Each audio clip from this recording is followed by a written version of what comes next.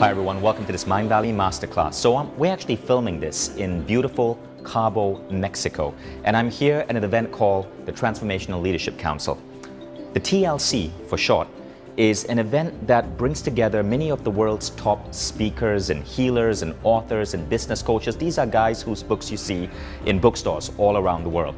Now, 1 year ago, at this very same event, I was sitting in the audience and I saw this man.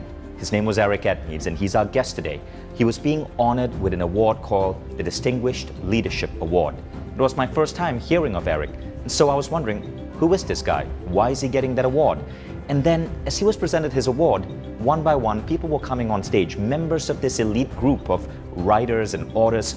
A lot of them are celebrities and famous people. They were talking about how this man, Eric, had helped them reshape their bodies. People who were unable to lose weight were certainly shedding those pounds. One lady had lost 40 pounds. Another man said he'd been trying for years to get in shape, decades. And with Eric, he was able to shed 15 pounds and have a body that he was so proud of. And then Eric, when he got on stage, he thanked everyone and he said he was going to run this particular weight loss approach once again for new members of the group. I was one of those new members, so I instantly signed up. Now that was January 2016. The program started on March 15, 2016. And I want to show you what happened to my body. So in a moment, I'm going to put up a really personal picture. But before I show you the picture, just a little bit of a backstory, right? So I had just turned 40 in 2016. And I'd made a promise to myself when I turned 40 that I was going to be in the best shape of my life. Well, I turned 40 and I completely failed. It was the stress of having a new book out, of running a growing company as a CEO and having a 2-year-old daughter and an 8-year-old son and juggling all of those different things, work, career, parenthood. And so I hit my 40th birthday with a dad bod. I wasn't proud of it, but I certainly wasn't, feeling okay about, say, taking off my shirt at the pool in public. So I had an okay body, 22% body fat, and this is what it looked like.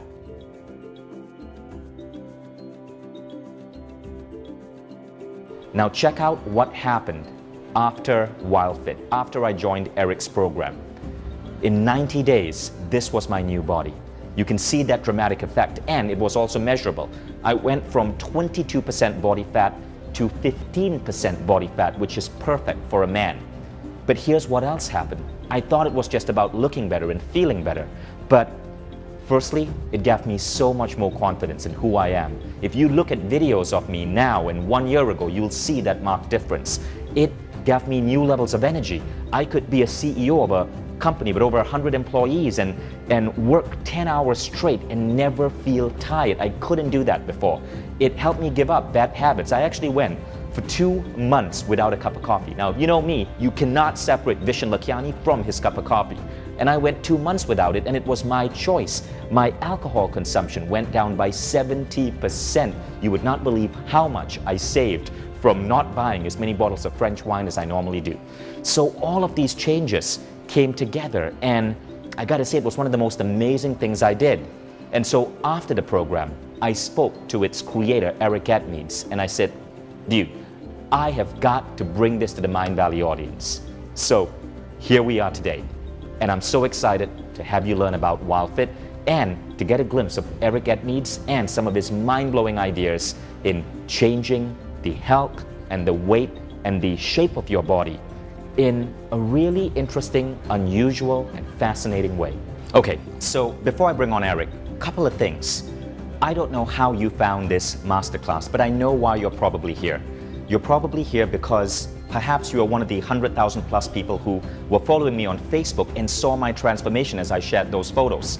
And you heard me speak about WildFit, or you heard about WildFit from one of your friends who took it and had an equally dramatic transformation.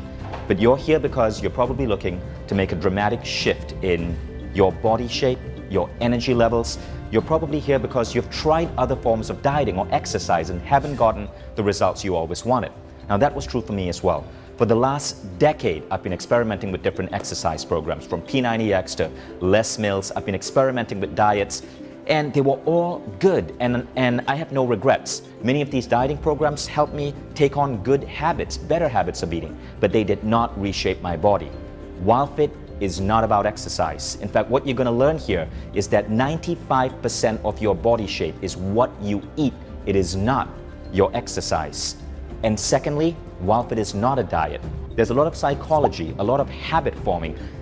You will learn about this as Eric comes on and unveils the mystery to you. So here's what we're going to cover in this class. For those of you who have seen and heard about WildFit before, or were told about it from a friend or family and have been waiting months for the new batch to open, you're in the right place. For those of you who are here because you want practical takeaways that you can go back with in the next hour or so and instantly apply in your life, Eric is going to share 5 ideas, 5 powerful ideas that you can bring in your life immediately that will shift your relationship with food and make a profound impact on your body and being. And one more thing about Eric that you're absolutely going to love. He is one of the most dynamic, interesting speakers you've ever seen. I put Eric on stage at A-Fest 1 year ago after my WildFit transformation. It was A-Fest Biohacking Body and Brain. It had many of the world's greatest thinkers and thought leaders on the science of biohacking, weight loss, the body, exercise. Guess who won #1 speech? It was Eric. But here's the crazy thing. Guess who won the #2 speech? Once again, Eric. He basically swept the floor with all us other speakers. That's because he's got this amazing ability to teach through storytelling. So as you watch this, you're going to have not just a mind-blowing time, but you're going to be really entertained. So with that, let's bring on Eric Edmeades.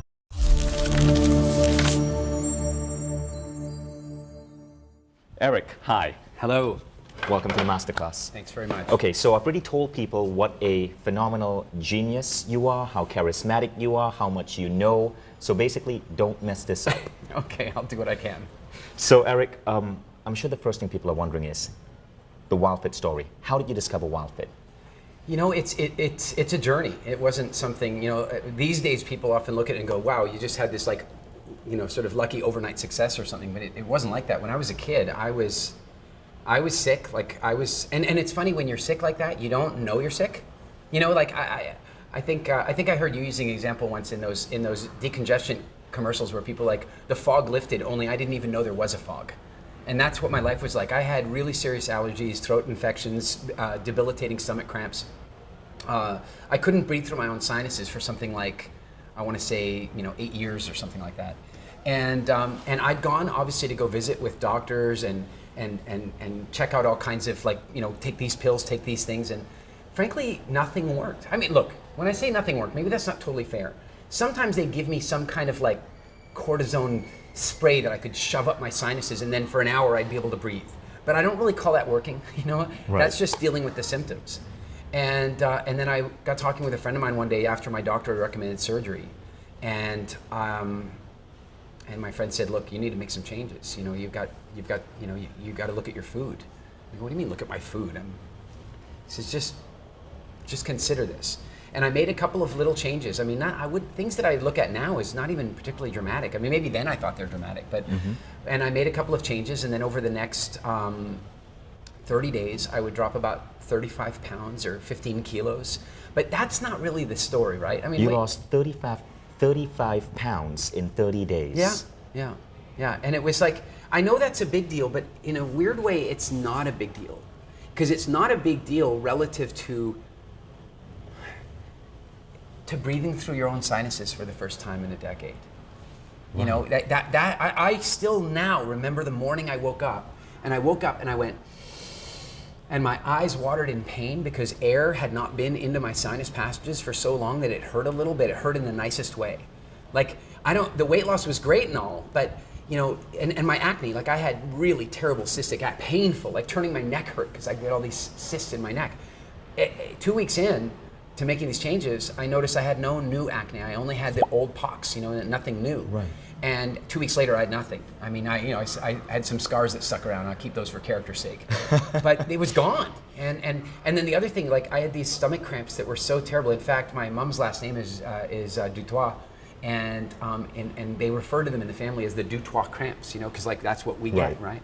And I stopped getting them. Only here's the weird thing, right? Sometimes when we stop having a symptom, we forget that we ever had it.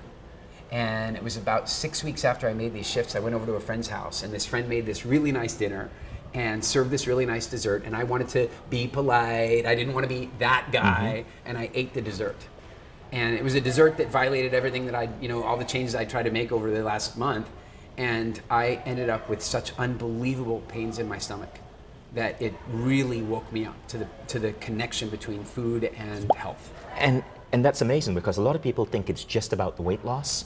But what I found, and I went into this purely just for the weight loss, but what I found is skin cleared up. People started asking me, did you go see a dermatologist?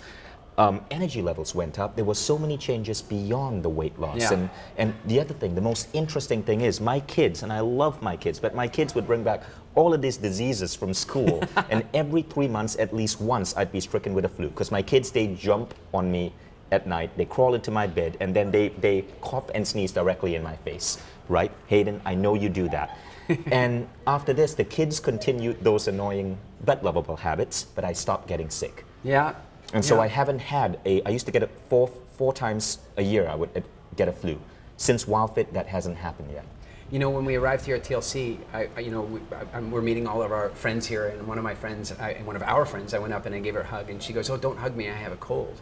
And I looked at her and said, "That doesn't happen to me. I can hug you all day long," you know? And that's one of the nicest things. I'm in the same boat. I mean, I used to get sick. Maybe once or twice a year I'd get a cold or a flu or something like that, 10 years ago. And it is rare ever that I get sick at all now. And it's something that until it goes away, you don't really recognize it was happening. Very true. So first key idea, folks, diet doesn't just influence your body shape. It does so much more, and I want you to remember that.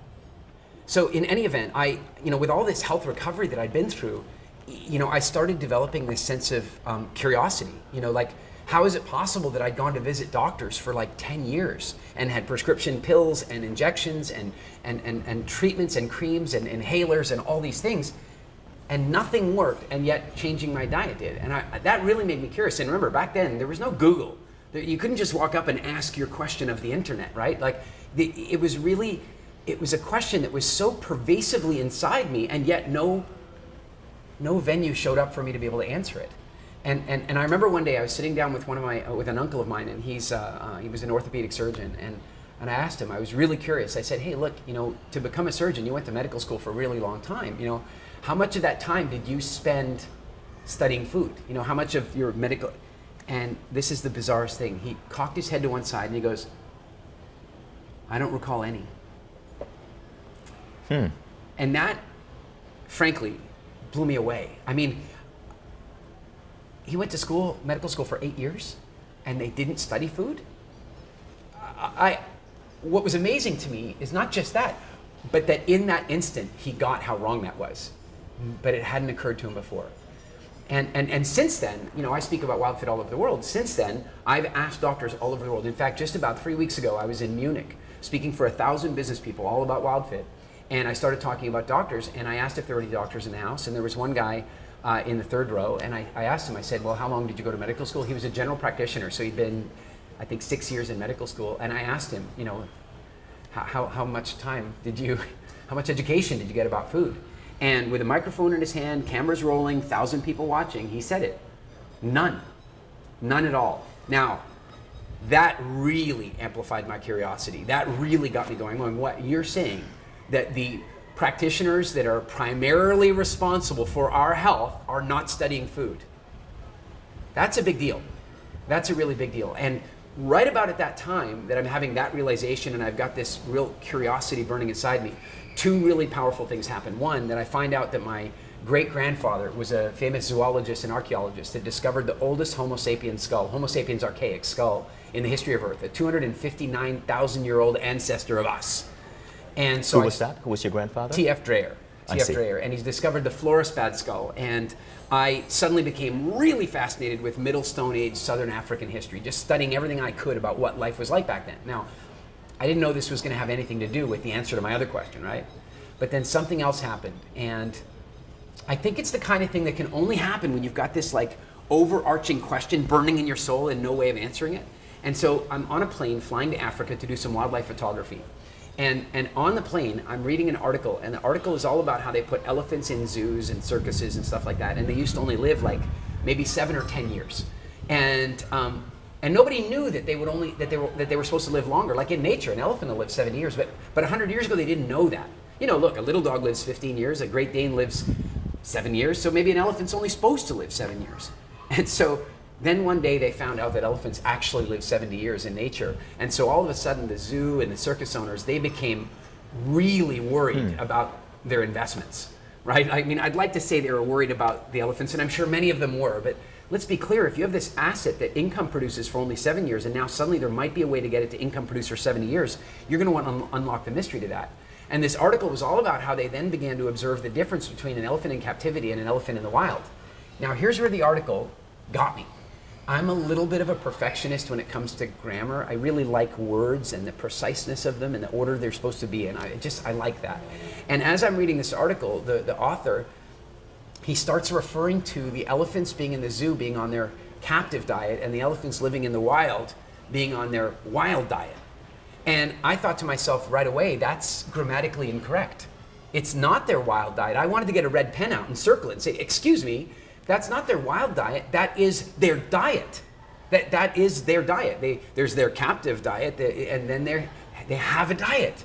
That is their diet. Like, it suddenly got really clear to me. The article, the grammar wasn't right. It's their captive diet, their wild diet. No, it's the elephant diet. So then I started thinking about the word diet, and it occurred to me, a couple things occurred to me. One was that humans are the only people, the only species on Earth that go on a diet. Every other species has a diet. You know, the leafcutter ant has a diet, and it will surprise you to know that it's not leaves. And a cheetah has a diet, and of course an elephant has a diet. And that got me thinking a lot. And it got me thinking about what the word diet really meant. And it's funny because the original Greek and Latin translations, the original meaning of the word diet meant way of life. It did not mean temporary alteration to your eating pattern so you can fit into that bikini for the summer. I know not everybody wants to fit a bikini, but you understand the point. So in making that observation, I suddenly started asking myself a different question. That is, well, if every species on Earth has a diet, don't we? And that's when my entire life changed. At that point, my life became a quest to find out what the truth was about us. And it became a quest of undoing what the food marketing industry has done to us around manipulating what we perceive to be our diet and the truth about what our diet is. And of course, you know, since then I've studied this intensely.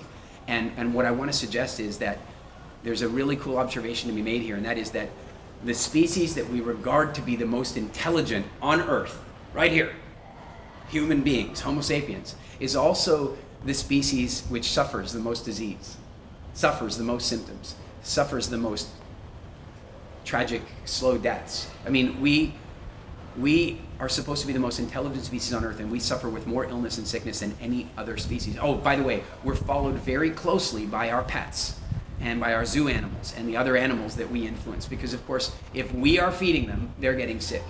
And we are now on a captive diet, and that was really the big. I've never thought about that before, but that is eerily true. It is. So what happened next?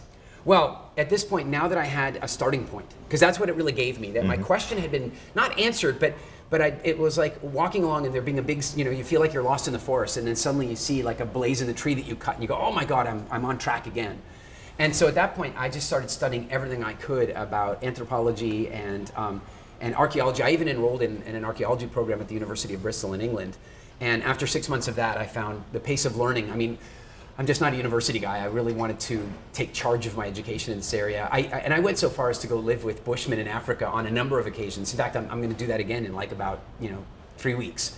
And I did all that for us to get a really clear view of the way it used to be, and to begin to notice that almost every health problem that we have these days comes up because our life is different than our instincts and our biology. Our current society, our current version of the human lifestyle is contrary to our instincts and our physiology. And if we can begin to correct some of those things, we can create massive health turnaround. So living with the Bushmen, tell me more about that. That was one of my, the first time was one of my absolute life highlights, and I've been blessed to be able to go back and do it a number of times. Generally also when I would go visit them, I'd visit with them for a day or two because they're nomadic and they're traveling everywhere. But the last time I went to go stay with them, I stayed for an entire week. I didn't even bring food with me. I brought water because I'm not an idiot, but I felt like the worst case scenario is I go with a week without food and I can handle that. but I really wanted to live with them and observe them. And the things that we learned about our exercise patterns, about the way we communicate with each other. You know, every Bushman camp I've ever been at, there's two fires. There's one for the men and one for the women. You know, we wonder why it's sometimes a little bit challenging for men and women to communicate. It's right there in the Bushman camp. You can begin to see. And when I went hunting with them, just last December, I went hunting with them again, and I carried a pedometer with me because I really wanted to find out like what hunting really meant. We did 27 miles that day. In one day? In one day. And then we went hunting again the next day and we did 17 more miles. And the only reason it was only 17 miles is that we got a big bush pig. So we were done and we went back to camp. And so, you know, as a result, I really got a glimpse of what life really would have been like for our ancestors. It was really, really fascinating. I'm looking forward to my next, to many more visits with them. So yeah, we've got some pictures to show you. The first one I'm going to show you here is, it's one of the first families that I ever went to go stay with. And I have such fond memories of these guys because I got to do an archery competition with them and I won. I mean, I won, I'm not gonna tell them this, but I won out of pure luck, I can tell you right now. It was not skill, it was pure luck. But when I won, they then thought that I might be like some kind of world-class hunter, so they invited me to go hunting with them. And that's when I really started my relationship with them a lot. This second picture, I just love it so much because this guy, he's about 45 years old. I mean, we don't know for sure because, you know, they don't have birth certificates. So, you know, I'm guessing his age by looking at him and so on. And I could be off by 10 years in a direction or another. But here's the core thing. When I look at his arms and I see the musculature and I see the natural alignment in his body and I see the vitality in his arms, it makes me think about a few things. And that is that he's never been on a diet in his life. He's never been to a gym in his life. And that's because when we are living the way our bodies were designed to live, when we're living in the environment that our bodies are designed to live in, our bodies thrive. And when we take our bodies and put them in another environment, it's a little different. So I also have 3 other pictures to show you. And these are not Bushmen. And I want to show them to you by way of contrast. Because a lot of people at this point in time have arrived at a place where they've tried to make changes to their health or their body or what have you, and frankly, a lot of people have just given up. A lot of people have just simply given up. So I kind of want to show some pictures. These are actually, each one of these are people that I know very personally, and I'm really honored to be able to show you these pictures. The first one is Sabine. And Sabine lives in Stockholm, and she's a phenomenal healer, like just an incredible woman who has almost like a magic touch for healing people and helping people with fertility and helping people with their health. Only like many great healers, she was struggling with her own health. And of course, she then came along and did our WildFit Challenge. And the pictures you're looking at, I want you to know, these are not a year apart. These pictures are 3 months apart.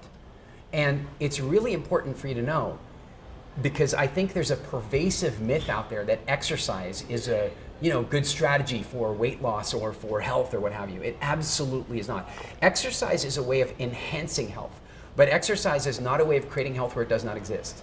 And so this change you're seeing in Sabine, that change was without exercise of any kind. And I think that's a very important distinction. In fact, here's another one without exercise. Take a look at Kurt. So these pictures also 90 days apart, 90 days apart. And Kurt is actually a business client of mine. So I'd been doing some consulting with him in the business world. And then one day he said, hey, I really want to turn my health around. And his story is really phenomenal because not only did he lose all this weight, but how about this? He and his wife had been trying to get pregnant for about 9 years. They had some kids, and then they'd been trying to have another one. And for 9 years, they weren't able to. They'd had a number of difficulties. They'd tried fertility treatments and all that kind of stuff, and it just wasn't happening for them. And so the thing with Kurt is that it's not just about weight loss. You know, obviously the weight loss is nice and easy to show you in this picture, but there's things I can't show you in this picture. One of the things I can't show you is that he and his wife tried for 9 years to get pregnant. 9 years. And they'd had some kids before, but then for 9 years and fertility treatments and a lot of effort, no children. And then in 90 days, he created the change you're seeing in this picture in his body. And then one day his wife calls him and she says, and they're from Estonia. And she says, he tells me this story in an Estonian accent. You'll have to excuse me for my botching the Estonian accent. But he calls me and he goes, Eric, he says, wife call me. She tell me she pregnant. Only he says, he tells me he pregnant. Because, you know, in Estonia, they mess up their pronouns, right? So he goes, my wife call me. He tell me he pregnant. So first of all, I'm very confused about what's going on. And then he says, but wife tell me, it's Eric fault. And then he goes, but I check Eric's schedule, not Eric fault. he's not in Stockholm, where they were at that time. And, so it was very cute and all, but we're talking about a change that really had a massive impact. And I got to tell you, there's a lot of people out there that are struggling with fertility, and I'm going to tell you right now that a massive reason that people are struggling with this is because the food industry is messing us up. And in a weird way, our genes are trying to prevent it from getting passed on. We are eating things that are dysfunctional, and it's making it harder and harder and harder for us as a species to conceive. I was reading a study about 5 years ago that said that the average man, based on sperm count levels dropping, the average man will not be able to conceive, will not be able to impregnate a woman by 2050 without medical intervention. And it's crazy what WildFit does for that. So one of the things is you just became a father. Mm-hmm. And how old are you? I am 46. Firstly, that's pretty impressive. And I think your kids are like 18 years apart. Yes, my son is 19. Well, and if you think on top of that, sex drive itself. Sex drive itself. I mean, one of the things that happens is when people are living a lifestyle that their genes are going, well, this is a lifestyle we shouldn't pass on, then sex drive starts to fall. Yes. And so one of the things that we get reported from our clients very much, as well as increased fertility, is increased reproductive desire. They just become more virile. We've had really interesting situations with women where their menstrual cycles completely normalized, where they've had problems with them for years. We've even had women that were in that early stage of menopause, and it reversed. So there's a really big impact. Yeah, there's a really big impact on the entire reproductive system. Now, tell us about this picture of our mutual friend, Paul Sheely. Well, that's a really important one. So Paul is a very, very good friend. Paul and Libby, Libby's his wife. And Paul is a genius. He's just truly brilliant. And he ended up coming and doing the WildFit Challenge with us. And then one day his team sent him a landing page for a webinar that he was going to be hosting. And he looked at the picture on the webinar page, and he didn't recognize the guy because it wasn't the same guy that he looked in the mirror and saw that morning. Wow. And so he took out his phone and he put the picture of the webinar picture, and he took out his phone and he took that picture, and that's the one you're looking at, and he sent that to me. And again, that changes 90 days. 90 days, not about exercise, about changing his relationship with food. And his wife had very, very similar results. They're both fanatical fans now today, I'm honored to say. And what's so incredible about this is, if you think about Paul Sheely is the creator of photo reading. We have featured him on Mindvalley Academy. He's the founder of Learning Strategies, a great education company. Yet he had not been trained in how to eat. Yeah. And when he had that revelation, it completely transformed him, as you can see in this picture. I would add one thing. It's not that he hadn't been trained in how to eat. I would say that we've all been trained in how to eat, but we've been trained by food manufacturers. Right. That's the distinction. We've been trained that apple pie is American. Okay, apples come from Kazakhstan. How could apple pie, I'm kind of joking around a little bit, but we've been trained that chocolate is for Easter. We've been trained that sweet things are for dessert.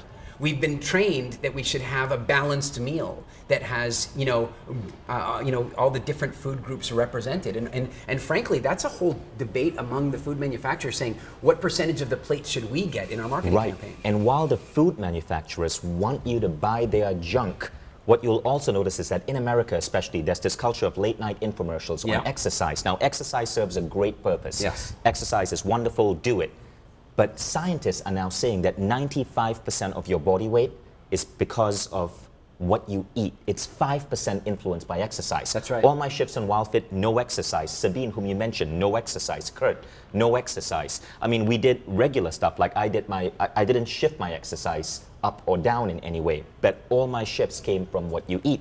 Now, here's the interesting thing, right? There is a danger in that exercise myth, because older folks think that the only way to lose weight is to exercise.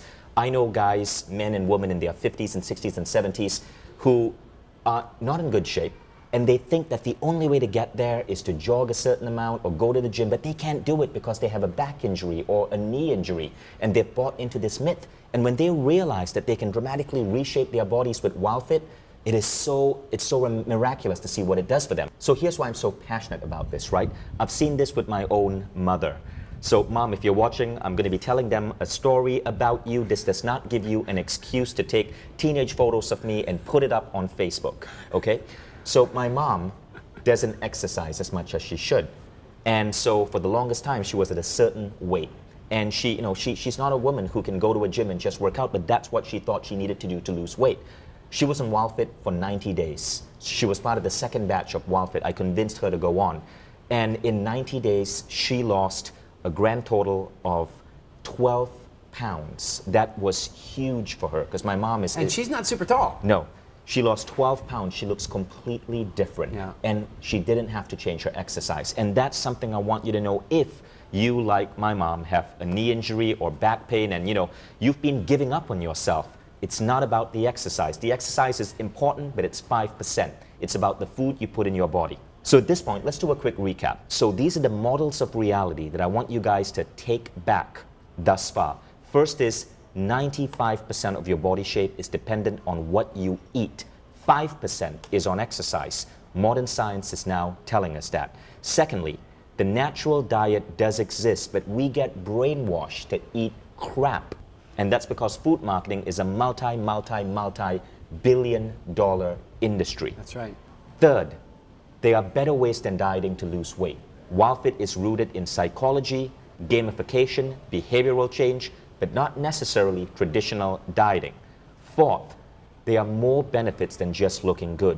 Skin gets better, illnesses disappear, things such as the common flu vanish.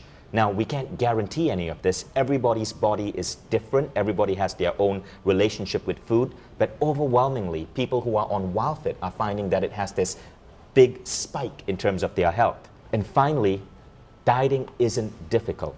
As you will see from how Eric has structured this program and the tips he's about to give you, it's a lot easier than you think. So now, let's come to some tangible steps, tangible things that people can take away, the 5 key ideas that you're going to be sharing with us. So the 5 key ideas that we want to share today are very foundational and important. And the first one, frankly, is beware of sugar.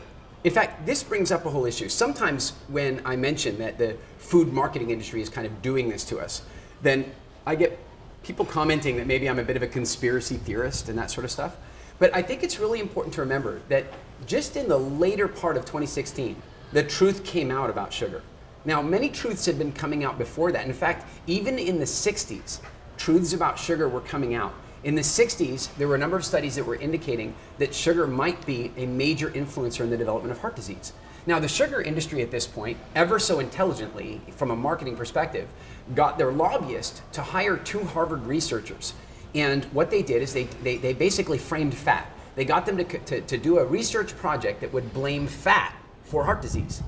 And then that study got picked up and published in the New England Journal of Medicine, because back then you did not have to disclose your funders to get published in the New England Journal of Medicine. And once they were in the journal, their study became lore.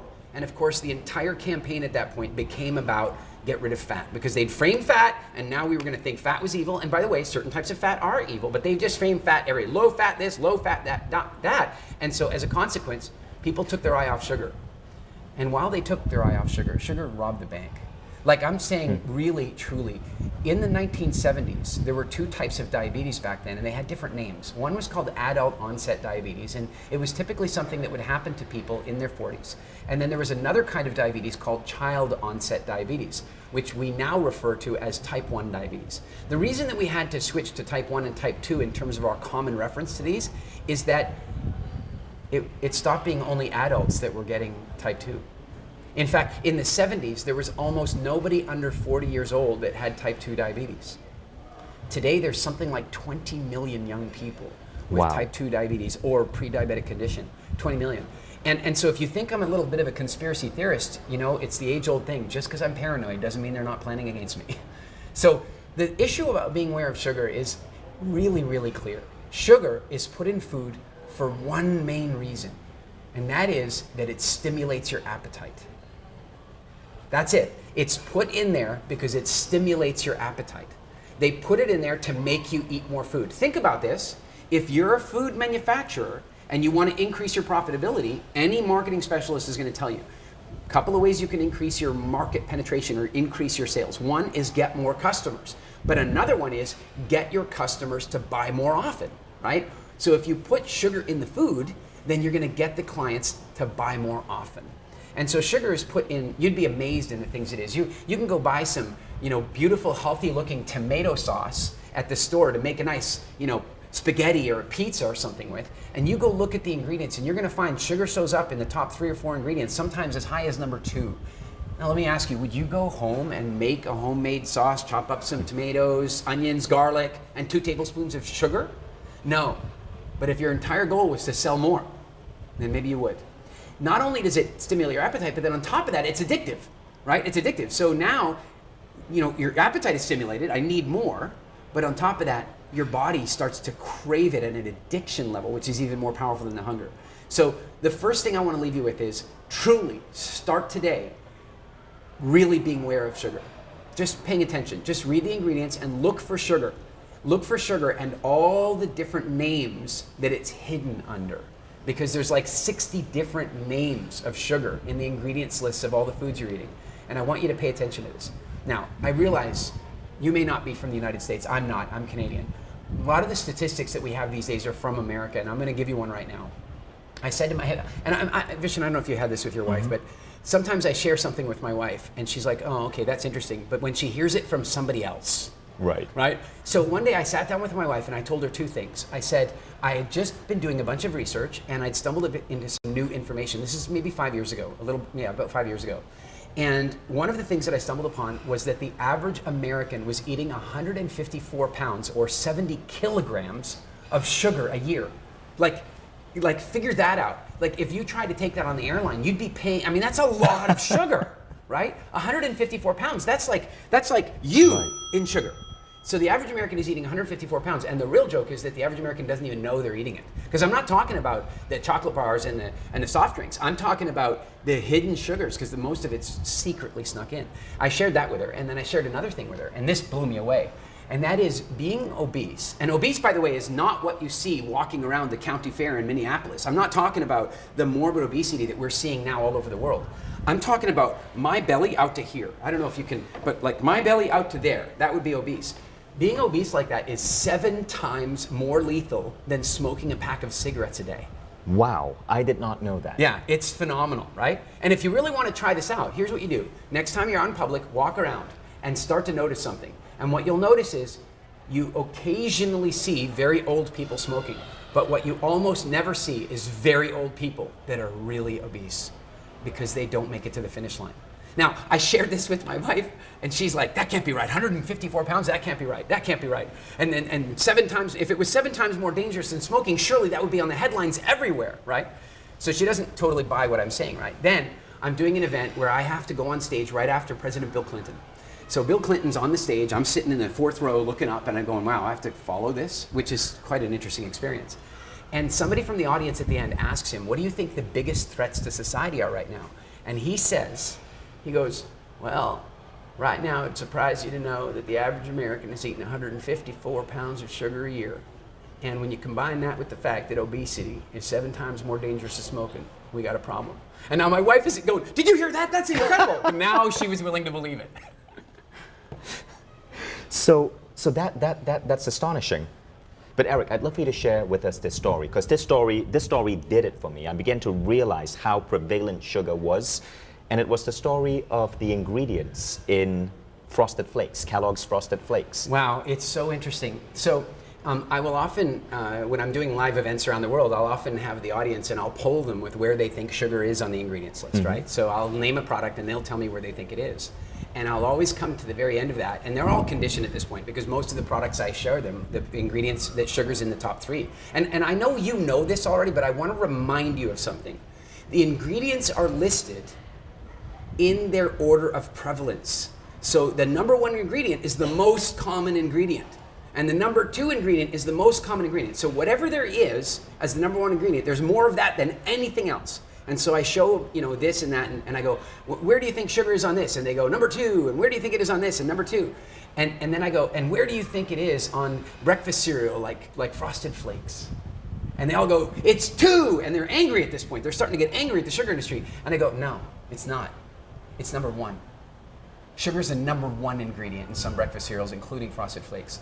And that is why there are 20 million children facing various blood sugar related issues like diabetes. That was a really important fact to me because I was buying my son Frosted Flakes. I've now completely stopped. I've educated my son on this. He was 8 years old, and now he still likes his cereal with milk, but now he actually looks at how prevalent sugar is, and he's learned not to fall for, especially Kellogg's. They are marketing to kids and the amount of sugar that they're adding to their crap that's marketed as a healthy breakfast. Yeah, that's right. It's very genius marketing. There's a couple of things to know about that.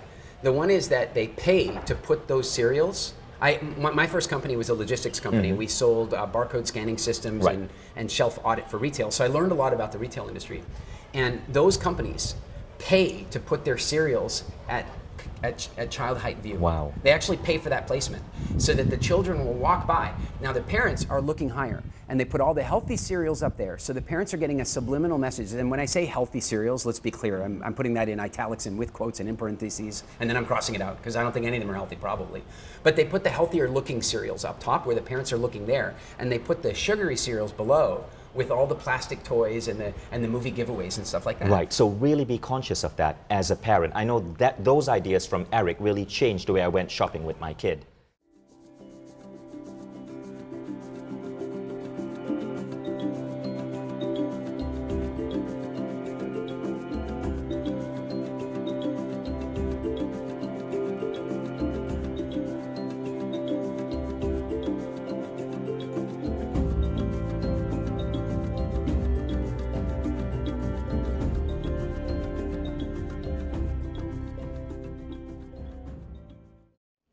The second principle, or the kind of second really important message I have for you today is beware of chemicals. Now, this is an important distinction.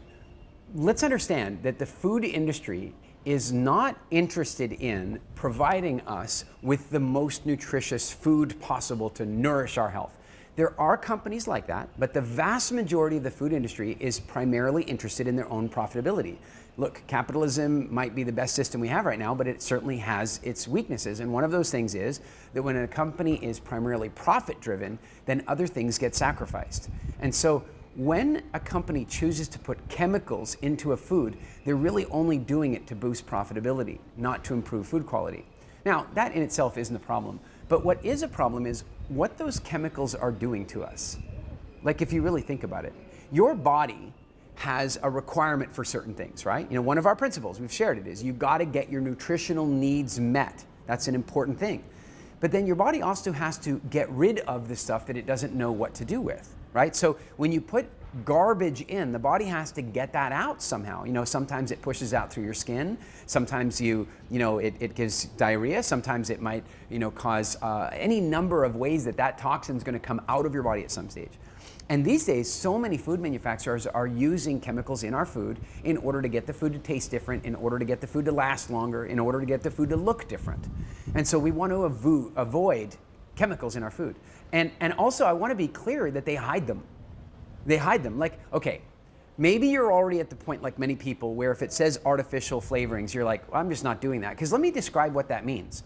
Artificial flavoring means that a food manufacturer disappeared into some company, most of them are in the eastern United States that I know of, and they don't want you to know their name. They're in big buildings with no sign, and you go in and they walk into a white room, and then they say, what would you like to smell next? And they can go and get a jar and an eyedropper and dab it onto a perfume thing, and then you can smell whatever you want to smell. You want to smell McDonald's restaurant? They got it in a jar. You want to smell popcorn? They got that in a jar. You want to smell, apple? They have that in a jar, right? And so the question is, how did that smell get into the jar? And the sad thing is, it had nothing to do with an apple. It had nothing to do with an apple at all, other than that it coincidentally happens to taste a little bit like an apple. But that means, in the meantime, that you're ingesting a bunch of chemicals that obviously, look, we can agree about this minimally, that there's no nutritional value in that chemical, in that chemical composition. But isn't it also likely that it's bad for our bodies to be putting that in? That at a minimum, our body has to expend a bunch of energy to get it out, and at a maximum, maybe it's disruptive in some way. So artificial flavoring, okay, we can move past that, right? But here's the thing. If it says natural flavoring on it, what should you do? It's natural flavoring, right? Except for one problem. We are so affected by food lobbying at this stage. We are so affected that labeling regulations and the way ingredients are displayed and all that stuff is impacted by the food industry. They help decide the very rules that govern them. And so when it says natural flavoring, what it means is all the other chemical crap that we used to simulate the apple flavor before, and a tiny little bit of something that came out of an apple, and now it satisfies the standard for for natural flavoring. Do you understand? What it means is that it's still artificial flavoring. It's still fake. It's still some chemical compound that's designed to trick your nervous system into thinking that you ate an apple. And so we want to avoid chemicals. There are also preservatives, right? Preservatives that they're sticking into the food. Now, bear in mind, what's the preservative there to do? The preservative is there to stop the food from breaking down. Do you really want to put that in your digestive system? Do you really want to eat a food that's full of preservatives? I mean, preservatives are a defense mechanism against being digested by bacteria and other things that might break it down. And then we're going to eat the food with all those preservatives? I'm thinking that might not be such a good idea. Also, in the realm of natural flavoring, remember that it's not that it even has to be like, it doesn't even necessarily need to be a bit of an apple. It just needs to come from a natural source. Now, I'm going to suggest to you that while it's unlikely that any of the vanilla you've eaten lately was made this way, for a very long time, and maybe even still in some places now, you can still buy it, vanilla was made from a substance that was excreted by a sac under the tail of a beaver. Do you understand what I'm saying here? I'm saying that somewhere along the line, I don't even want to think about how somebody discovered this. I don't want to, I mean, no, actually, I'm curious. I would like to know. Who was the first person who tasted that beaver's secretion and went, oh, this tastes like vanilla? Yeah, like they had to first have the thought that licking the beaver's butt secretions would be a good idea to begin with. And then they noticed it tasted like vanilla, and then it became a form of creating vanilla flavoring that was cheaper than vanilla. So I'm not suggesting that all your vanilla flavoring is like that now. I think it's rare these days, but what I want to suggest to you is that when you see flavorings, artificial flavorings, natural flavorings, I want you to stay away. You should be eating things because they taste the way they were meant to taste. So my second tip for you today is avoid chemicals. But actually, that's real. It's called castoreum. You can look it up. They stopped the practice a couple of decades ago. But for the longest time, raspberry, strawberry, vanilla was from a yellowish secretion from a beaver's anal glands. Yeah. And as much as it's been stopped in widespread production, it's still available to purchase. It still is available. Yeah. Anyway, it is what it is. Avoid chemicals.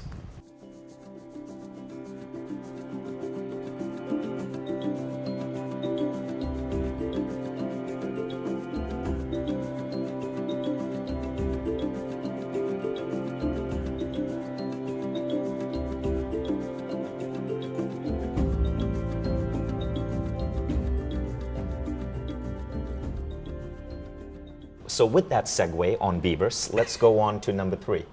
Yeah. All right, number 3. Number 3 is a very important thing. And this is something that we've been talking about for a long time. And I think you're going to start to see this popping up because the more work we've done in this area, the more people are starting to talk this way. I want you to hear this. We evolved in a very long process. We're talking about many hundreds of thousands of years, arguably millions of years. And during those years that we evolved, we were subjected to seasons over which we had no control. What that meant was that at certain times of year, certain foods were available, and at other times of year, other foods were available, and then at other times of year, other foods were available. So what we need to recognize is a couple of things. One is we evolved to eat in seasons. So let me give you an example of what this means. It means that the concept of a recommended daily allowance, or in the US, what is commonly referred to as the RDA, right? And many countries have this idea of a recommended daily allowance of certain nutrients that you're supposed to have. The concept of an RDA is complete rubbish. It is total and complete rubbish. Nature would never have provided this one day where, look, it's all right there. Everything you need is just available that one day. That's not how it worked. At one time of year, this was available. At another time of year, this was available. In fact, there are certain things that our body can hold on to for months after having a lot of it in one season. And so it's actually quite important that our bodies go through these seasons.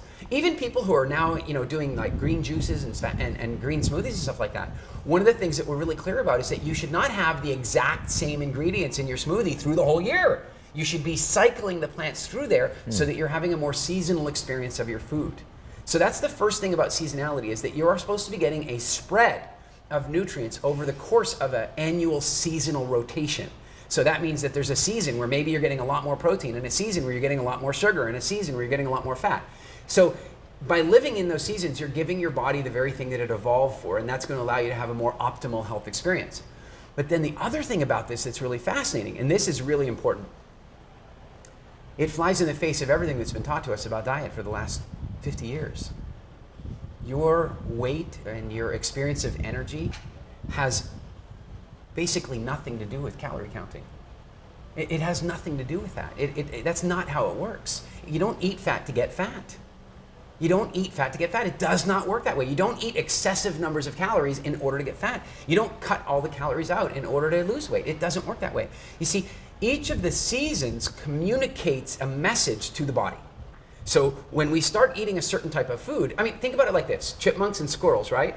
What do? Winter's coming, there's a chill in the air, and they start thinking, it's time to store nutrition, right? So they do a couple of things. One is their metabolism changes and they start fattening up. So look at the chipmunks and squirrels when you get into the fall. They start looking bigger and bigger. They're bigger for two reasons. One is they're putting on more subcutaneous fat, and because their fur is growing a winter coat, right? So they're getting ready for winter.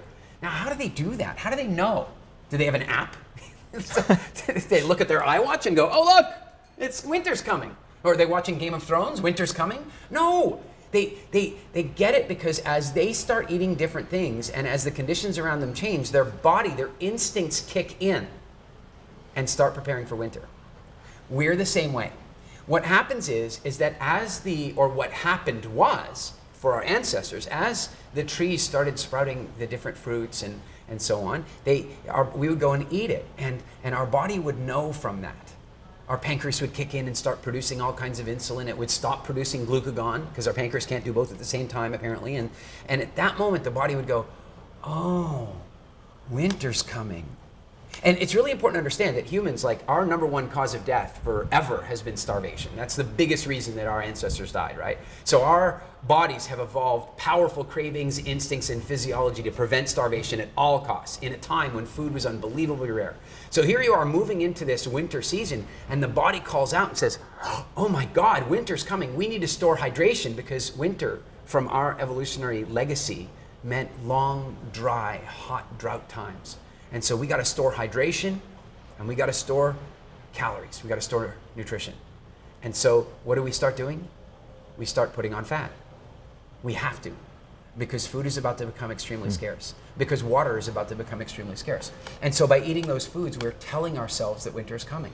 The challenge is, because the food industry only cares about profitability, almost everything we eat today sends a winter is coming signal. Now, some people have naturally gifted very fast metabolisms and it doesn't hurt them as badly. They suffer in other ways we can talk about another time. But many people, most people in fact, find that they gain about 3 pounds a year every year of their lives, and they become obese. And obesity is 7 times more dangerous than smoking.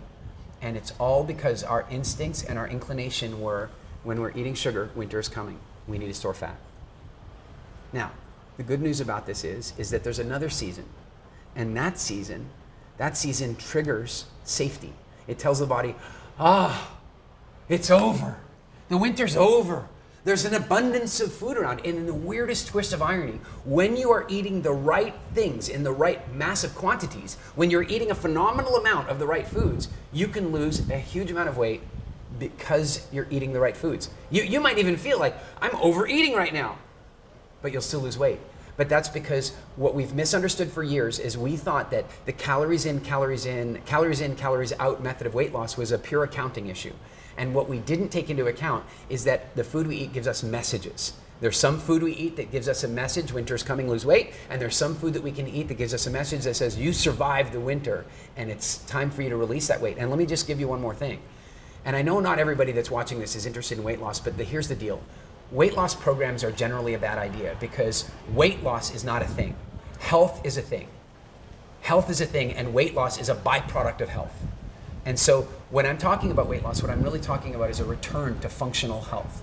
And so there's a season where your body says, I can return to a functional weight. Why would I want to carry this extra weight around? It takes a lot of energy.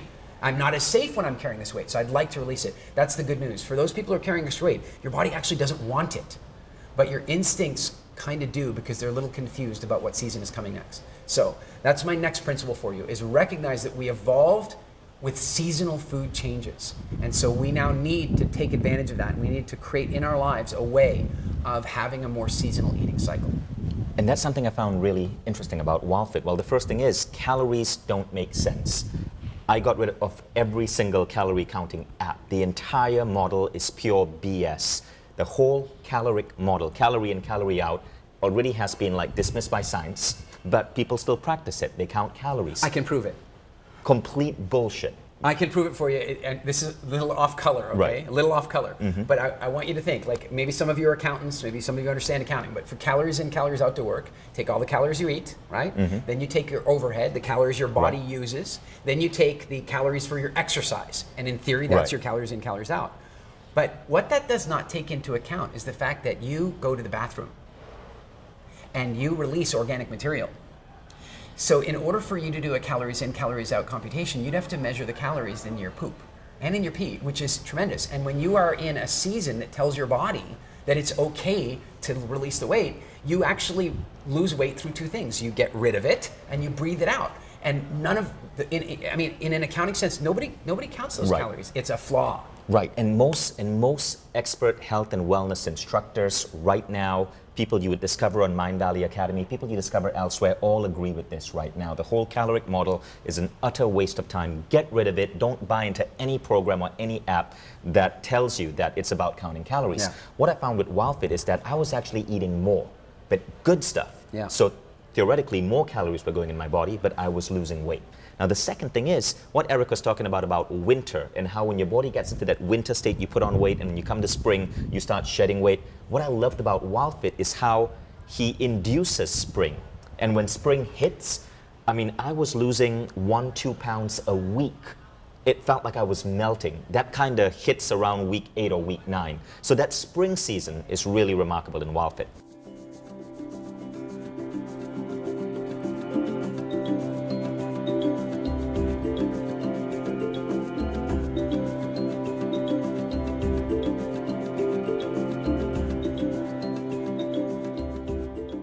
The fourth key principle I want to share with you is, I think, so obvious, but I want to share it anyway.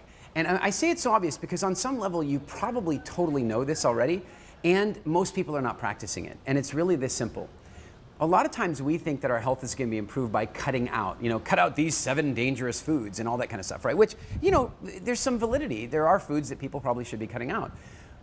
But let's just play a little experiment here, because the fourth principle I want to share with you is that your health is far more determined by getting enough of the good stuff than it is by eliminating the bad. Now let me offer you a sort of form of proof of this.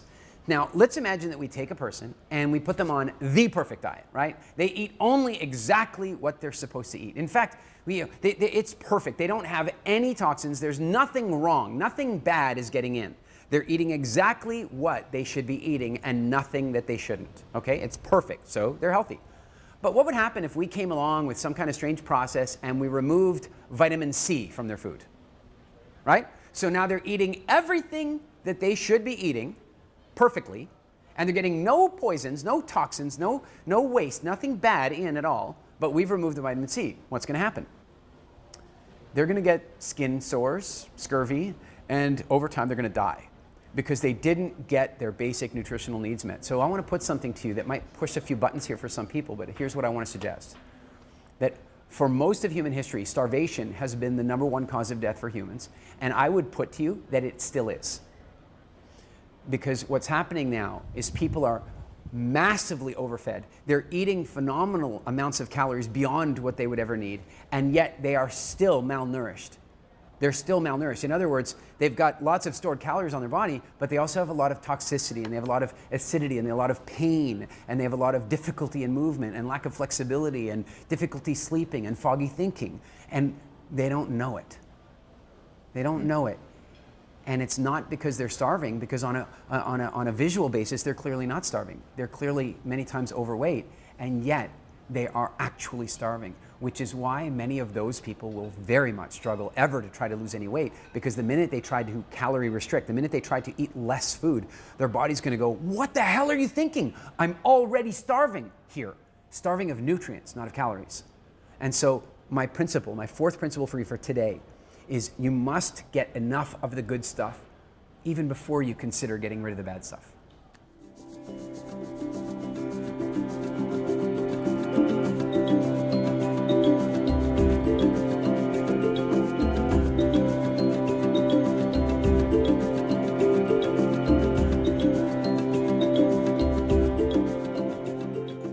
The fifth principle I want to share with you is to begin to understand what makes you hungry.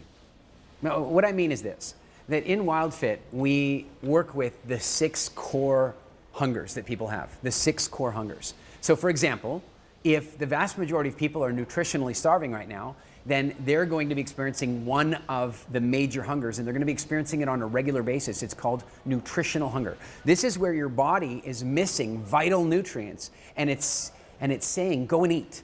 Now, the challenge is because we live seasonally and we had such a variety of different foods around us, we very rarely our body can't really go and say, go and eat that plant, go and eat that thing. It doesn't give us a specific message like that. And to the degree it does, it's because somebody marketed it to us, right?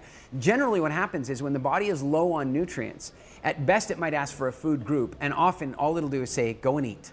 So if we have nutritional hunger, then we will want to eat. And this is why somebody can eat a large meal with some beautiful white steaming bread and some pasta and tomato sauce, and then full, they think, you know what? I'd still like to have some dessert. Because the meal they just ate was difficult for their digestion.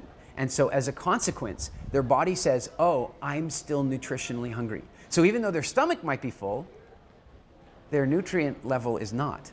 And so their body sends out this message that says, you better keep eating or you're going to starve. You better keep eating or you're going to starve. So again, going back to the fourth principle, one of the most important issues is getting enough of the good stuff so that you can mute nutritional hunger. Because you can imagine it's a lot harder to walk past a food that you wish you could walk past if you have nutritional hunger in your core of your being. And so getting enough of the good stuff can help address nutritional hunger. This is a very key principle. Now, the other hungers, they're the same. If we learn these hungers and then figure out how to neutralize them, we change everything. Like here's a funny one, thirst. Thirst is actually a hunger, but I'm not talking about thirst for liquids. What I mean is that when your body has a thirst for liquids, here's what's really going on. You see, for most of our history, we didn't have pottery. We didn't have, bottles, right? We didn't have a faucet we could just turn on. Water was a rarity. We had to go find it. And so a lot of the water that we ingested came from water-based foods, fruits and vegetables and plants that we ate. So what that meant was when we began to feel a little dehydrated, our body would say, eat something. You need some water, right? Eat something. You need some water. Go and eat something. You need some water. And so thirst gets communicated as a hunger. The problem today is that somebody is a little thirsty. So what do? They go buy a bag of potato chips, right? And then they eat that, which causes their body to want more fluids because of the salt, so they drink that. But the weird thing is most of them are using something like Coke or what have you, no nutritional benefit in the chips or in the soft drink, and so then their body is still nutritionally hungry, and guess what? They want another chip. Bet you can't just have one, right? That's how it works. So thirst, how do you mitigate that? Well, you stay hydrated, and if you stay hydrated, then that hunger can't act upon you. Let's go on to the third hunger. The third hunger is really fascinating, and it's called variety. And how it manifests today, you can watch it happening today. You're out with a bunch of friends, and they go, hey, what do you want to do for dinner? And somebody goes, hey, let's go for sushi. And the other one goes, oh, I had sushi yesterday, right? That's because at our core, we actually desire nutritional variety, and that's to make sure that we meet our very big spectrum of nutritional requirements. If you take it back into nature, it would kind of work like this. Certain foods would have just been plentiful around at times, like certain plant foods would have just been absolutely plentiful, just there. And so we maybe could get lazy, right? We get lazy, and for those people who are meat eaters, for example, well, if there's a ton of fruit and vegetable on the ground, maybe you don't. Why would you go risk your life hunting if there's food everywhere? But then what happens is after eating that one food for so long, eventually the body goes, I need a little variety, and that variety motivates us to go and seek out other foods. Of course, the challenge we have today is there is an abundance of variety around us all the time, where variety might have been something that we worked on a monthly basis, where we might be eating a one sort of basic meal or one sort of spread of foods over the space of weeks or months as the seasons were changing. Then it would change to another season. But now it's like I'll have variety each meal, right? I'll have variety each meal. And incidentally, that causes a different kind of stress, and that is that your body has to become, it has to deal with digesting completely different types of foods every single time you put them in, which has a really interesting impact on your gut biome. So making sure that you understand that you have a craving for variety, and one of the ways you can handle this is by learning how to prepare healthy foods in a variety of different ways. Because in a weird way, bok choy, for example. I love bok choy. So you have bok choy, but there's about 5 different ways that you could have bok choy, and then you can create some variety with healthy foods instead of leaning on junk foods for your variety. The next hunger is one that really causes issues for a lot of people, and it's called low blood sugar hunger. Basically, it's that feeling you get when your blood sugar drops to a point that your body's not happy. What you have to remember is your brain only has one type of fuel. There's only one thing that your brain eats, and that's glucose, right? That's the only thing. And when your blood sugar starts to drop down, the brain starts to go into a panic, and it's like, whoa, wait a minute, the sugar sources are low, and that could end up being a really serious problem, i.e. starvation, right? And so when we get low blood sugar, we can feel energy dips, and also our cravings can be amplified. One of the things we often say in WildFit is the hungrier you let yourself get, the more flexible you will become about your food rules, right? And you know how it is, people go, I'm not eating that anymore, and I'm not eating that anymore, but then something happens and they get hungry enough where they make an exception, right? Well, one of the things that will often drive that is low blood sugar hunger. And so a key principle in helping somebody overcome this is to show them how to switch their metabolism to be primarily fat burning rather than sugar burning. Sugar burning is a metabolism system that was designed for stressful circumstances, for emergency response. And the challenge is that in our lives today, we're dealing with stress so often. Stress in the old days was different. You walk around the corner, you see a lion.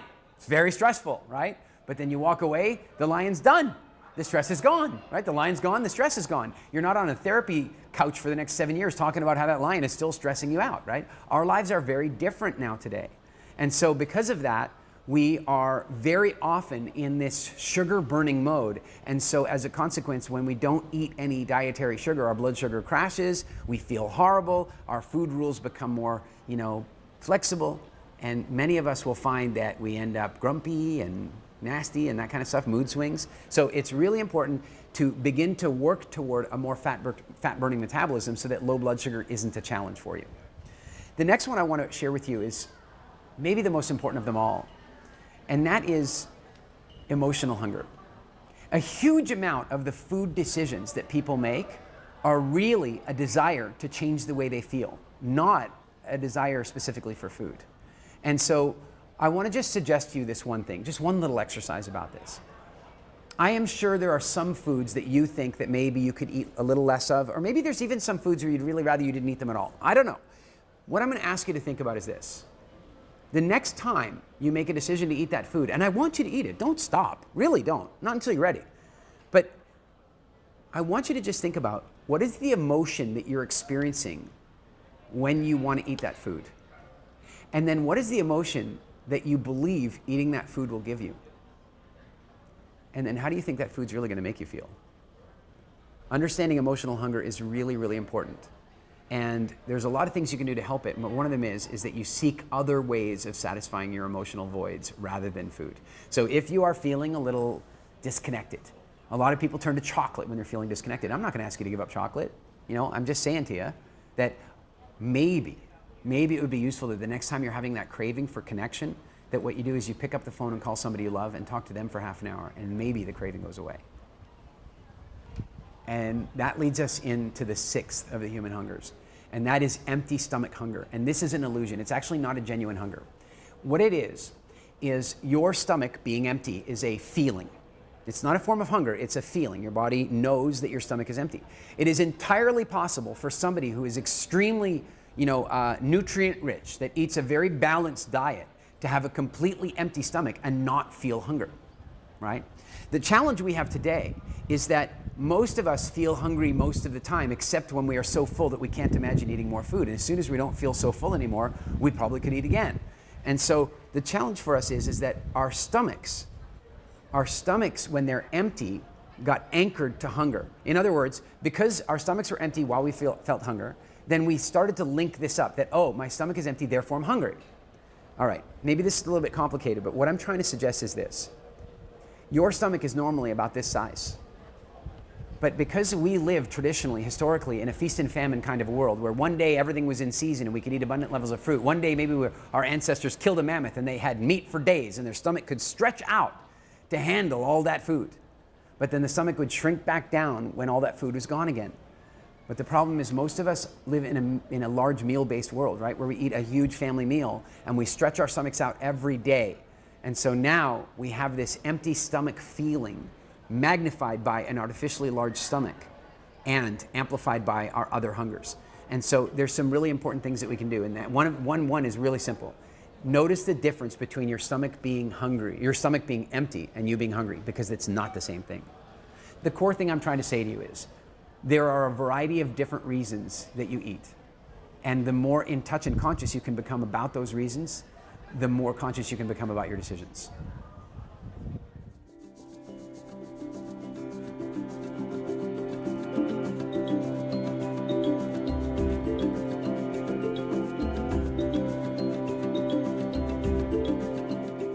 So it's absolutely nuts how ill-educated we are about our own bodies and what we have to put in our bodies.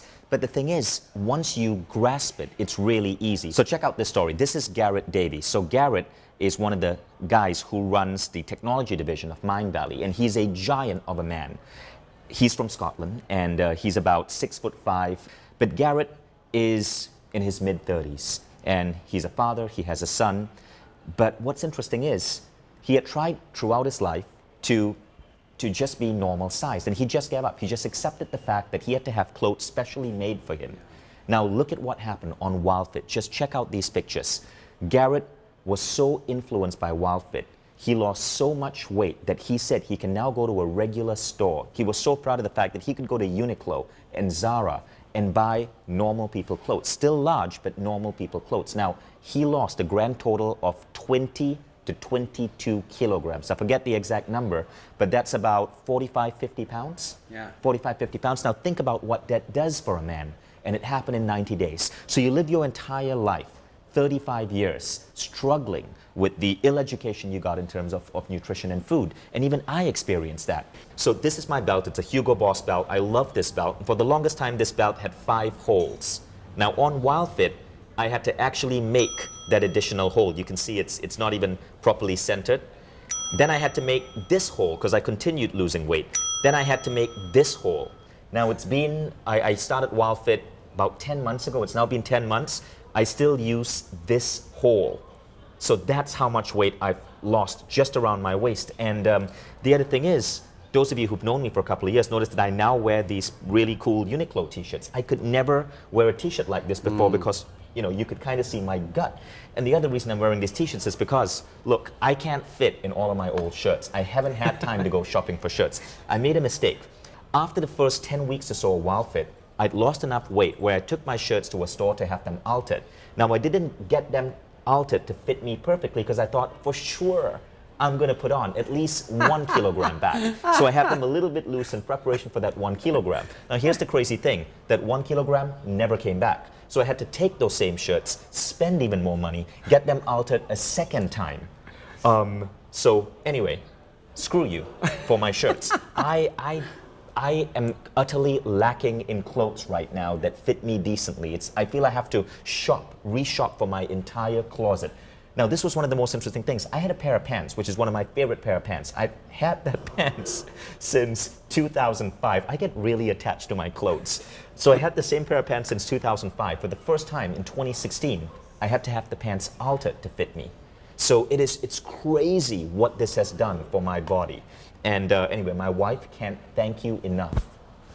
Now, here's what we love about the WildFit approach. But first, let me get my belt out of the table. What I love about Eric's approach is this. Number one, it's based on community. Guys, you don't start this on your own. When you start WildFit, you're in a community. On our Quest app, which is what powers the Mindvalley WildFit program, there's a community of people directly in touch. And the community from our last batch is still active, and it's incredible to see how people are sharing stories, sharing videos. Garrett, my technology leader, whom I told you about, he was so inspired by WildFit, he started producing videos on YouTube on how to make healthy foods to replace, common foods we love that are traditionally unhealthy. So his last video was on his own recipe for healthy mayo. So it's amazing how people are being inspired and people are holding each other accountable. The community is so tight, and it's so amazing to see how people are as a community going through this transformation. Number two, most programs, and even if you watch shows like The Biggest Loser, people pile that weight back on. It is so ineffective. What makes WildFit effective is that your brain, your behaviors are being rewired. So I never liked veggies. Now I cannot consume enough veggies. I just freaking love veggies. I used to love dessert. Now I would eat a little bit of dessert, but now there is zero craving for dessert. I am a Starbucks guy. I started Mindvalley in a Starbucks. And you know what? When I am in a Starbucks, I would order a venti mocha or a venti cappuccino filled with milk, filled with sugar. Now the only way I take my coffee is black. And I enjoy it. I don't even miss those other forms of coffee. In fact, they leave a foul taste in my mouth. It's amazing how your taste buds get adapted to certain types of food. But you can switch this, and it takes 3 days. For me to go from like unhealthy coffee to healthy coffee, it took 3 days. It was painful for those first 3 days, but now I wouldn't have it any other way, and I've cut back maybe 100, 200 calories a day from my diet because I take that much coffee. Third, and this is a big one, WildFit has an interesting element of mystery to it. Every week, Eric is going to give you a different assignment, and you won't know what's coming up the next week. He will give you a clue on Friday, and on Monday, you have to activate that particular assignment.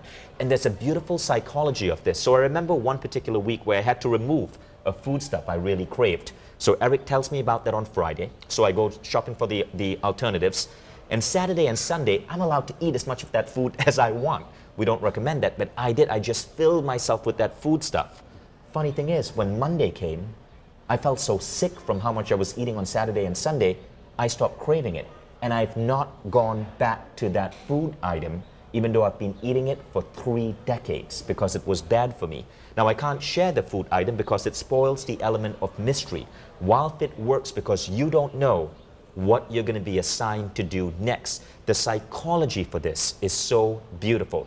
Eric, many of you may not know, but Eric speaks on stage with Tony Robbins. He is not just an expert in nutrition and food, but he's also a remarkable trainer of the human mind. And that's why WildFit is so different from traditional diets. In fact, I wouldn't even call it a diet at all. Now, the final thing is, and this was something I absolutely love, the engine switch. Yeah. So, okay, your body is carrying around with you, what, 250,000 calories in stored fat? Let's call it 100,000 calories. 100,000 calories in stored stored fat. fat. Ready to Right. go. Built on, ready to go. Now, your body burns those calories. It's a sugar burning engine. WildFit gets you, in Eric's words, to flip the switch to become a fat burning engine.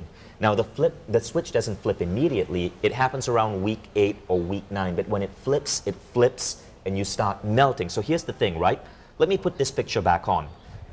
This is a 9-week difference, April 4th to June 23rd. Okay, now, keep in mind, I started WildFit March 15, right? So from March 15 to April 4, there were no changes in my body. In fact, until May, there was no changes. All the changes occurred around week 9 for me. Yeah. And when those changes occurred in week 9, I was losing 1 kilogram a week. In week 9, 10, 11, 12, I lost 1 kilogram each. But here's the crazy thing. When that switch flips, something happens to your body, and even if you put weight back on, it's easy to get that switch to flip back again. Yeah. So if I had a crazy Christmas. I did put on a lot of weight because I was in Estonia with my wife's family, and Estonian food is so delicious. There's so much bread, there's so much food over Christmas, but I could flip back instantly in just a few days by going into a WildFit approved diet. Yeah. And it feels effortless to you. So that was something really remarkable. Now, the question is it tough? Well, I can tell you this. In my transformation photo, what I did not share is that you'll notice that photo is April 4th to June 23rd. Those of you who know Mindvalley know that in May, around May 20 to May 29, we have our big festival, A-Fest. That particular month, it happened in Greece. So there I was in Greece, eating pita bread, eating feta cheese, eating all of these things. You would so fail me as a student because I got off the WildFit diet. But I came back from A-Fest and I was sure, because I was also drinking, alcohol, like Greek wine, every single night. But I was so sure that I would have like messed up my diet and that my body would have like swelled back to its prior size. Turned out when I got back from AFES, and I do not recommend this, but I had continued to maintain my weight and I continued to lose weight. Now again, I do not recommend that. I'm simply showing that I cheated a bit, but I still got dramatic results. And I wonder where I would be if I had not cheated completely. So the whole concept of willpower, of cheat days, you will find that it's nonsense. You do not need that. Would you agree with that? I agree with that completely.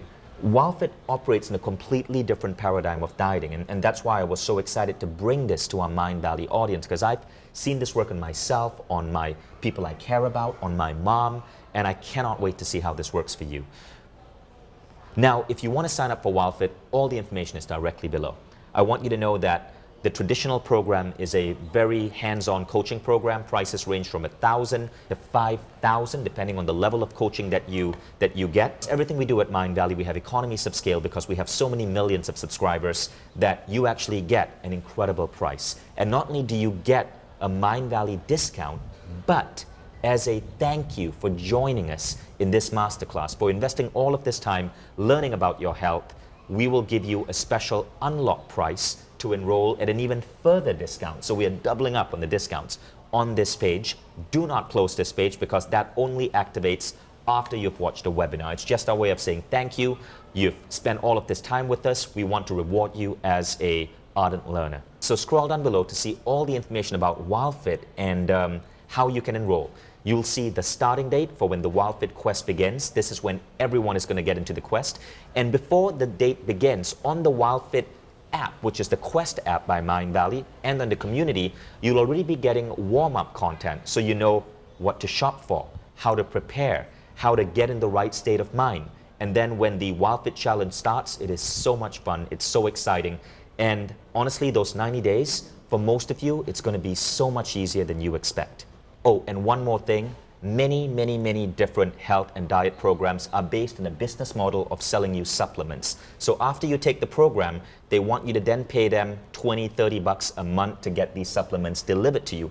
Nothing wrong with that, but I question, are these supplements really effective, or is that just a really effective business model? Now, you got an email today so firstly, at no point in WildFit are we going to try to waste your time and sell you supplements. That is not the type of business model we have. We want to give you changes that will last your lifetime at the end of this 90 days. There's nothing more you need to do after that other than live your life and live by your new habits and rules for yourself. Yeah, the supplements thing is really fascinating. You know, we're very clear. The word supplement, the clue is right in the word. Supplement means in addition to. It doesn't mean in replacement of. And unfortunately, most supplements are being sold on the idea, well, you're not going to eat enough vegetables, so you should have your supplements or whatever. And so I was telling Vishen about this morning, maybe about a week and a half or 2 weeks ago, I got an email from a client, and she says, I've never felt better in my life, and I have stopped buying all the supplements. She stopped them by months, and she was spending $3,200 a year on supplements. And of course, by turning her health around, by getting a really good natural nutrition base, by doing the things that her body really wanted to do, she didn't need those supplements. And at first it was just an experiment. She just like, okay, I'll stop taking them and see how I feel. And what she found was she felt really, really good.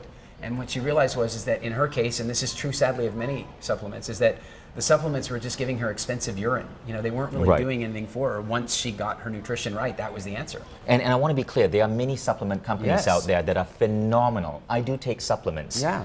All we wanted to stress is that WildFit is not about getting you to subscribe for some supplement program. There is nothing else you need to do after you enroll in WildFit. So at this point, if you're still in the fence on WildFit, I want to show you something really powerful. Check out these stories and pictures. Hi, I'm Sherry Clark. I first did WildFit in the first quarter of 2015, and between the first quarter, I did it twice in a row, dropped 40 pounds in the first session and 20 in the second, and have been able to successfully keep it off ever since. Now, I've put on little bits. I've put on enough that I've said, get yourself back in check, girl, and go back on the program. But it comes right back off. It drops right back off. So I told Eric I should get credit for losing about 75 pounds, but 60 pounds gone, not having come back at all. Hello, my name is Marie Diamond. I'm a global transformational teacher, speaker, and author, and I'm also known as a Feng Shui master in The Secret. I'm very excited that I can share with you how WildFit has changed my life. First of all, I learned a lot of information about food and also my psychology about food and how it impacted me. But I also lost about 8 kilos, that's about 16 pounds of weight. But the most important thing for me was that I had, I really let go of some of my allergies. I'm Anita Sanchez, owner of Sanchez Tennis & Associates. I work with global corporations in helping bring their people together across differences. And I'm also author of the book, The Four Sacred Gifts, Indigenous Wisdom for Modern Times. And I cannot say enough about the WildFit program. First and foremost is I released weight, 19 pounds, and have kept it off, and 21.5 inches. So that's enough of a success story. But I feel like there's even more than that, if you can believe it, more than that. And that is, I began making the connections. With Eric's help, with his process, you get to understand. I understood for myself why I was eating. What was I trying to fulfill? Different emotions that would come up. And I was able to deconstruct that and really understand what was happening with me. So it not only affected my health and feeling better and healthier in terms of my organs and just my whole functioning, but for my mind and my spirit of being able to be free to understand what it means to be liberated when you have an addiction to certain foods. And it all comes from emotions and things that I didn't understand, hooked to different patterns from my past. Now I want you to know that at Mindvalley, we want to give you the opportunity to try out any of our programs, and if you don't feel this absolutely meets your expectations, you can get a full unconditional refund. So you do not even have to make up your mind right now. You can try this out and get a full refund if this isn't for you. So our customer support team has been awarded by Nice Reply Best Customer Support Team in Asia. It is, we are known as a role model company for customer support. One email to support@mindvalley.com, instant refund. But I do want to stress that don't look at weight loss as the measure, because the weight loss will come pretty much week 8 or week 9 for the vast majority of people. For me, it was week 9, because that's when the engine switches. But what you want to look at is Eric's style of teaching, the value of the community, the quality of what we've put together. You know, that's for you to check out. But don't go into this expecting weight loss in 30 days. It happens in week 8 or week 9. But still, your purchase, your investment in WildFit, like any other Mindvalley program, is totally protected. And if I can add a couple of thoughts, I think that sometimes people feel like they're kind of done with diets or done with trying to make a change because they've lost faith. And I want to just point out a couple of things. What I hear a lot from people, because I've been kind of a food crank for a long time, like since I was in my early 20s. And so I went through different phases of this where I was very strict about every single thing. And then I became more mellow and I did more research. But the thing that continues to happen today is that I have friends or people I meet and they see me when I'm out in public and they say, but Eric, come on, I mean, you're taking this all very seriously. Why not everything in moderation? I mean, I don't know if you have that expression where you're from. It's a, you know, I hear it a lot in Canada, Britain, America. Maybe you have it where you are, but there's this expression, everything in moderation. And all I want to suggest to you is that everything in moderation includes your health. And so if you take a moderate approach to your diet and a moderate approach to your health, then you're going to have moderate health, which means, you know, annual flus and colds, and it means aches and pains, and it means blood sugar issues. And of course, it means that 1 in 3 people die of cancer, and 1 in 3 people die of heart disease. It means bad things. And so this is not about extremeness. It's not about that at all. What I'm saying is that if there is any extremeness, it's not extremeness about, you know, your overall diet. It's extremeness about making sure you get the stuff you need, right? Not dealing with that in moderation. It's like saying, okay, I'm going to be flexible in my life, but there are core things my body needs and I'm going to get them. And so everything in moderation means your health. That means we're not moderate about that. but it also means we're not extreme. I mean, here we are, we're talking, Vishen's talking about drinking wine from time to time. I happen to not drink wine. That had nothing to do with WildFit. I stopped that 20 years ago for other reasons. The point here is that let's help people get their nutrition on track. Let's help them get their relationship with food balanced again. And then they can create a lifestyle that's not about extreme behavior. It's about freedom, real freedom around food. So the important thing, guys, is ask yourself this: what will losing maybe anywhere from 5 to 20 kilograms do for your life? As you can see, it's not just about feeling and looking better. I calculated how much I lost around 4 kilograms, how much my 4 kilograms looked, and it was the weight of my backpack. So I'm walking around now without that backpack on my back, and it changes things. So for example, many of you who read my book know that I talk about how I do push-ups every morning, right? And for 10 years, I could get to 50, maybe 55 push-ups. I was not able to go beyond 55. In the middle of WildFit, I hit 64, a new push-up record. Why? Because I was carrying almost a backpack-sized load of fat on my body without knowing it. And so WildFit wasn't just about me looking and feeling better, about me being able to wear like great t-shirts and losing all of my old shirts and my baggy pants. It was about so much more energy to do the things I want to do in life. What is that reason for you?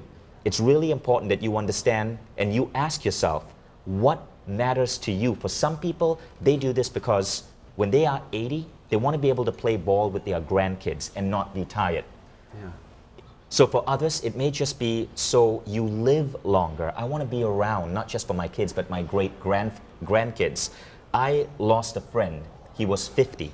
He passed away in his sleep due to a heart attack because of his obesity, right? I don't want that happening to me. 50 for me is 9 years from now. I don't want that happening to anybody I know. And you certainly don't want that happening to you, especially when you have loved ones and kids around.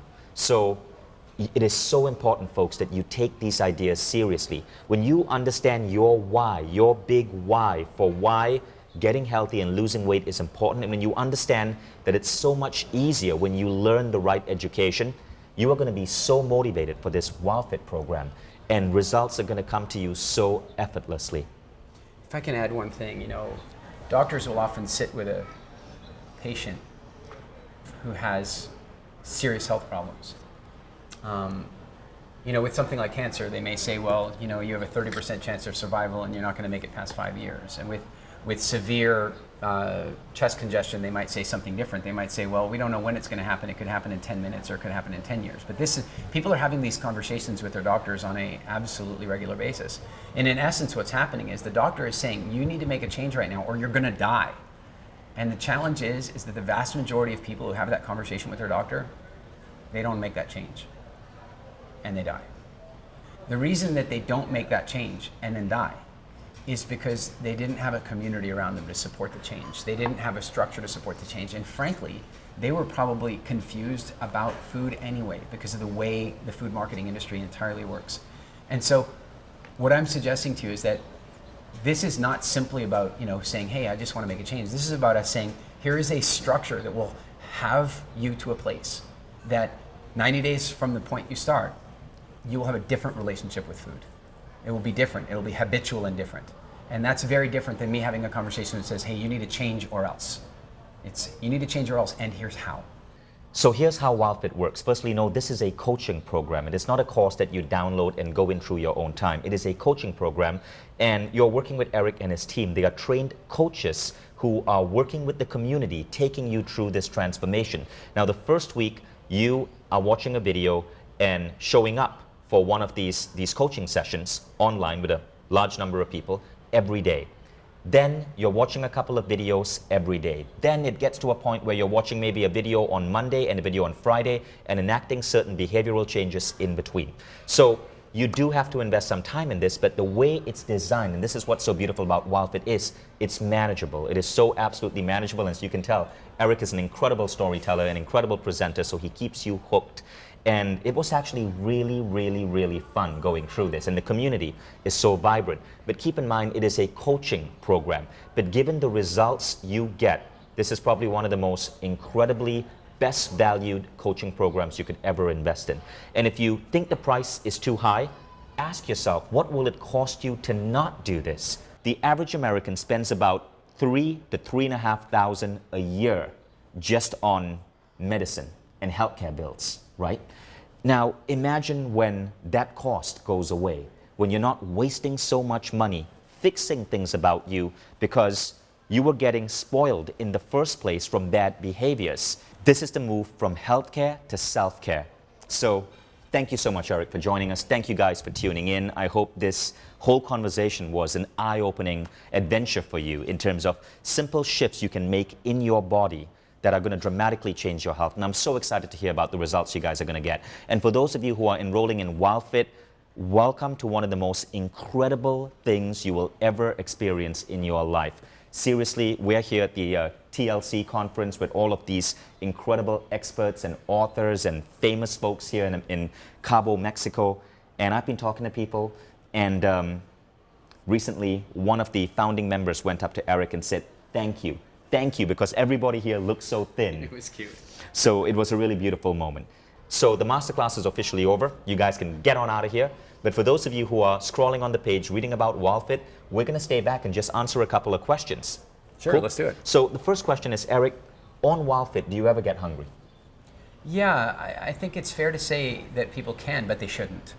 I mean, it's a really key thing that we explain to clients is that they should not be hungry on the program. They should not allow themselves to get hungry. Hungry changes your decision-making process. And so the way the program is constructed is that you should not actually experience hunger. And that'll happen two ways. One is by changing the way you actually eat step by step, but also by helping people get really aware of what the different hungers feel like, and they can get more honest about what hunger is. So no, people should not feel hungry in the way that you know, in a normal diet they have to give up foods and they feel hungry. They will not feel that on this program. The way WildFit changes your approach to hunger is really remarkable. Yeah. It's like you have a different relationship with your body. Now, number two, how does it impact your family? Tell us about that. This isn't really a question, but I want you to talk about that because this is so fascinating to see. It really is interesting. Some of our very best, I mean, at this point we have hundreds of people writing to us saying, oh, my blood sugar's been normalized, I'm no longer type 2, I no longer have my skin problems. I mean, we get emails like that all the time. The funny thing is, though, is we get a lot of them from people who we've never worked with because they were a family member of somebody going through the challenge, right? And so, one of the coolest ones ever I just got was from a woman who did the program, and she's writing about all her results, but then she just drops it in like a little PS, like she doesn't realize how big an impact it's gonna have on me. She goes, PS, my 12-year-old son has lost 25 pounds.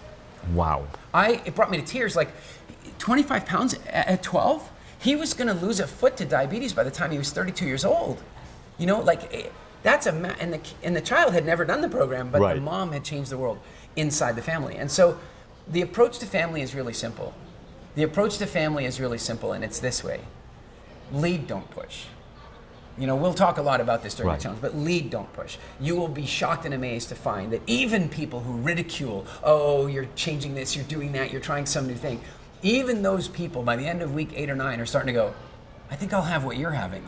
Right. And they will begin to change. And we've had some of our absolute best success stories have actually come from coworkers and family members of our clients simply through observation. It is insane. I have, just after my first WildFit experience, I had about collectively 20 or so friends and family members sign up for the next WildFit because of how they saw my body had changed. You are the best proof of this.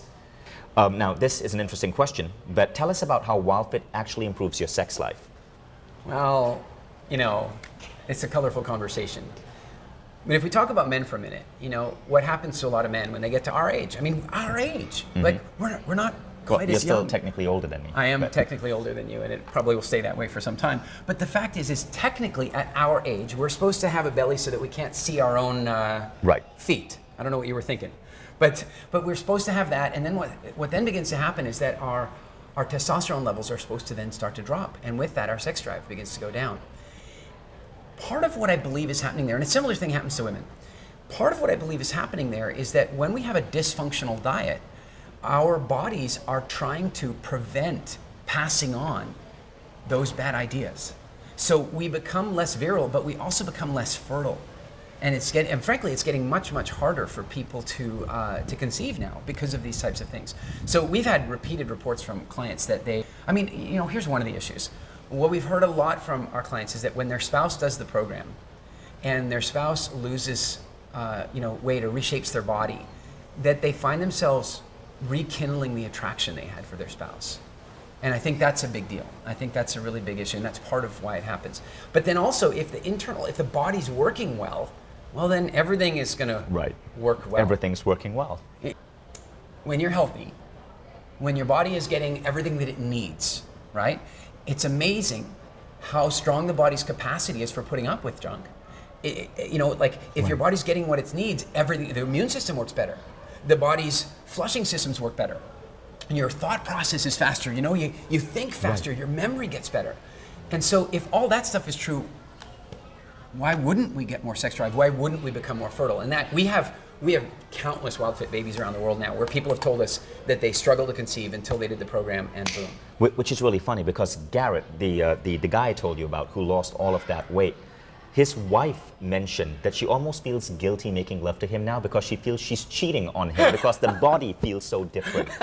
So a side bonus, folks, remember that. I believe it's time to wrap up. You guys know exactly what to do. We will see you in the WildFit program. Thank you so much for joining us. Go forth and eat healthy.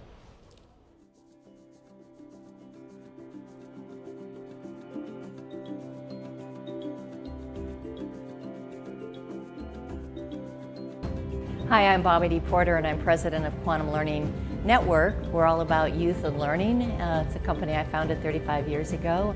I was so excited to do WildFit because I did it with my husband, and it was something that fit into our lives.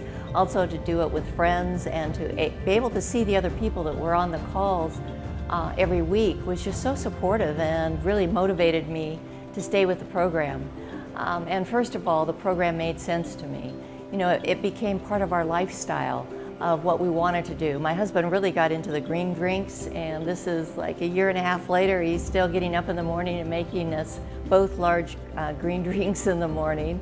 And it just changed our habits and how we eat, and it feels so natural now that I don't even think about it. It's just part of the way that we eat. So during the program, I lost about 5 pounds, but it was a really good 5 pounds to lose, and my husband lost nearly 20 pounds during the program, and it didn't feel like we were going on something to lose weight. It just felt like something that we were working on a more healthy way of eating, and it stuck with us. A year and a half it's been, and we still influences the way we eat. So I was very, very happy with the WildFit program. Hi, I'm Veronica de Andres. I come from Argentina. I'm the author of Confianza Total, which is a best-selling book. And what I would like to share with you is that one thing that can bring you confidence, and that's what I love about WildFit, is to be aware of the things that are good for your health, and also to have the confidence that you can change your habits. I mean, confidence is the main subject of all my work. Throughout 30 years of my life, I've been doing research on the subject of confidence. And what I love about WildFit is that it brings you the confidence to live the life you want to live, to become the owner of your choices in terms of the food you eat, and also to be aware of your habits and a way in which you can change them, which is not so easily found in other offers in the market of well-being and health. Hello, my name is Ken Honda. I'm a Japanese author and motivational speaker. I've been on WildFit for about a few months, and thanks to Eric and the WildFit, I lost about 20-some pounds, and I talked in front of a few thousand people in Japan, and I was going to lose 20 pounds. And I wasn't really confident that I would lose that much, because I don't know how many times I've been on diet, but every time I just couldn't make it. But this time, I guess I made it enough to look that I have lost 20-some pounds. And my next goal is to keep where I am or lose a little more. And thank you, Eric and the WildFit team.